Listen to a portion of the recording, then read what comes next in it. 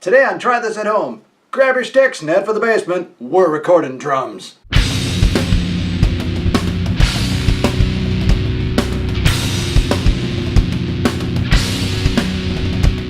Hello and welcome to Try This at Home, the show for fledgling gearheads and those who just like to hit things. Drums! Do you like drums? I like drums. I've actually been a drummer longer than a guitarist. The drum set, an integral part of a rock band sound, and the bane of a recording engineer's existence. So how do you record a drum set? Well, to kick this video off, here's how I currently record drums right now.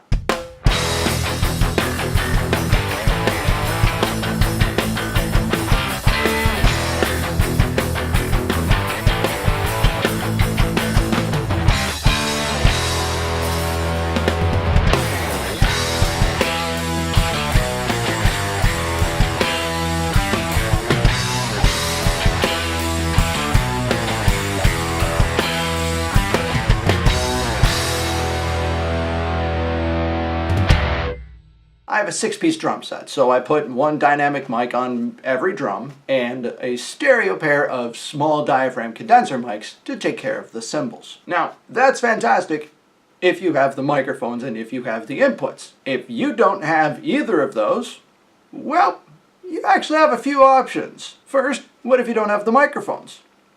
Well, check this guy out. Kick and snare and stereo pair.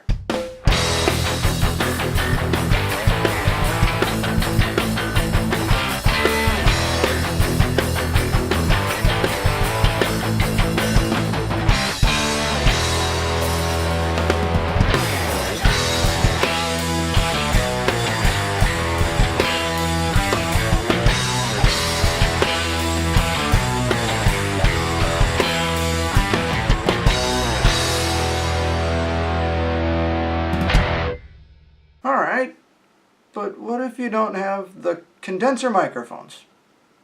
Well, give this a try.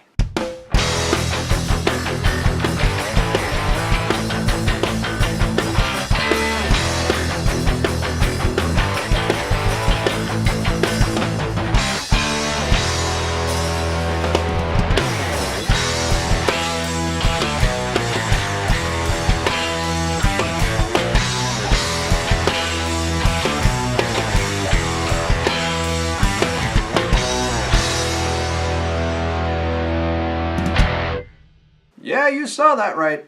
Those were sure SM57s as overheads. I actually used to do that back when I was super broke. But what if you don't have the inputs?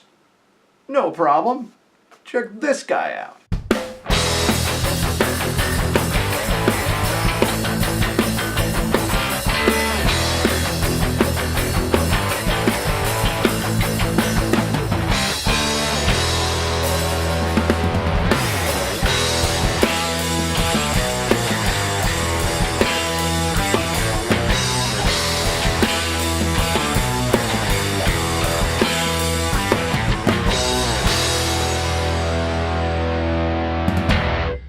So once again, we were back to the condensers, but all 4 microphones were running through an external mixer. It's a real old school approach, but it works. And again, what if you don't have the condensers?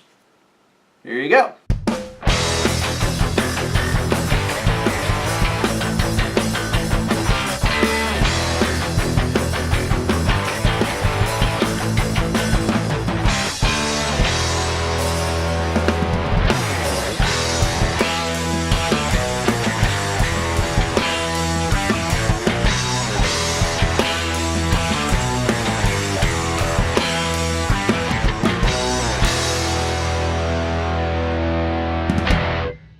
Once again, same deal, external mixer, but 57s for overheads. Okay, but what if you don't have any of that? You know, what if you don't have the mixer? What if you don't have the microphones? What if you don't have enough inputs? Give this guy a listen.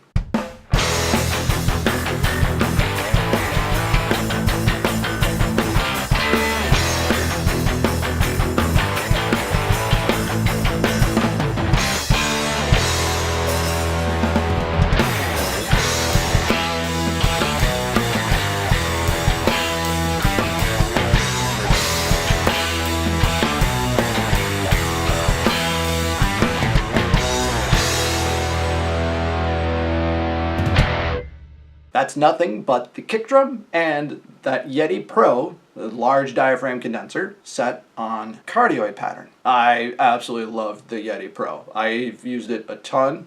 I've used it as a room mic. I've used to use it as my stereo overhead mic.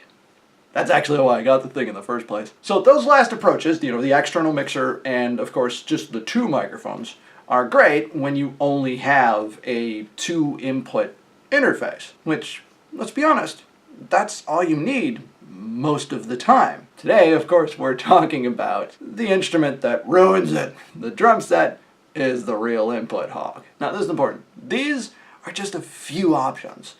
You have a ton of options at your disposal, and you can use any of these or you can use none of them. You could even get an interesting drum sound out of just one microphone. I can't really get it because it'd be really difficult to place thanks to the tom holder being right where I'd want to put it. Oh well. So yeah, there you go. A few options on how to record the drums. Really important, when you have a stereo pair like that, always check placements. You may remember from the double miking the guitar amp where I encountered a phasing issue. Drum sets are full of them, especially if you're not careful. How do you do that? You simply measure the distance to the microphones from the middle of your snare drum. I know it can be really difficult to picture the snare drum as the center of your drum set. Weirdly enough, it gets a lot easier to picture that when you have two kick drums. Go figure, right? If the distance between your snare drum and your two overhead microphones are comparable, you're good. Hit record and let's go. So that's going to do it for this edition of Try This at Home. If you have any comments or suggestions, feel free to leave them in the comments section. If you like what you see, you know what to do. My name is Ed. Thank you so much for watching, and I will see you next time.